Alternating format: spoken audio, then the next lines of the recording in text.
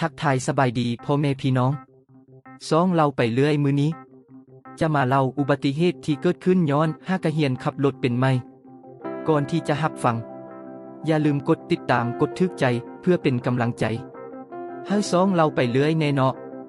ก็คือที่ฮู้กันแล้วเนาะว่าอุบัติเหตุเป็นสิ่งที่เกิดได้ทุกเวลาทุกโอกาสเพราะฉะนั้นก่อนจะออกจากเรือนขับขี่รถหลางพาหนะก็ขอให้มีสติกันตื่มเนาะดังเหตุการณ์ที่เกิดขึ้นนี้รถจักรได้ตำกับหลักม้าลายเฮ็ดให้รถจักรเพทันทีข้อดีที่ผู้ประสบอุบัติเหตุนี้ได้รับบาดเจ็บเพียงเล็กน้อยข้อมูลเบื้องต้นได้ฮู้ว่าผู้ประสบอุบัติเหตุได้ขับขี่รถจักรออกมาจากบ้านคนเดียวเพื่อไปซื้อคิมทาอยู่บ้านใหม่แต่ได้ประสบอุบัติเหตุกลางทางก่อนย้อนว่าผู้ประสบอุบัติเหตุนั้นยังขับขี่รถบ่ชำนาญ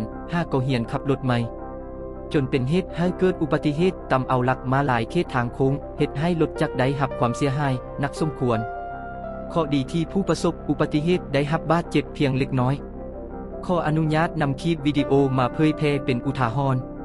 ให้ทุกคนมีสติตื่นในการขับขี่พาหนะต่างๆโปรดใช้วิจารณญาณในการรับฟังและรับชมคลิปเบิ่งคลิปเหตุการณ์ที่เกิดเลย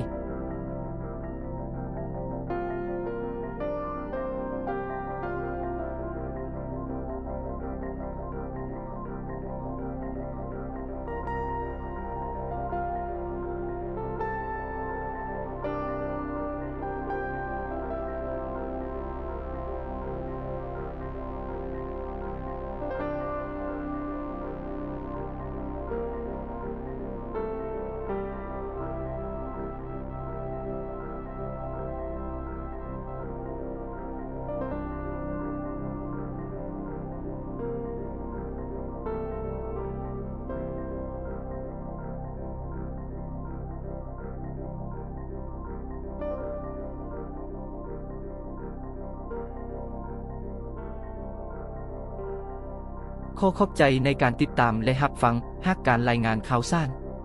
มีคำเว้าใดขาดตกบกพร่องบ่ถูกต้องตามความเป็นจริงก็ขออภัยมาณที่นี้ด้วยขอขอบใจ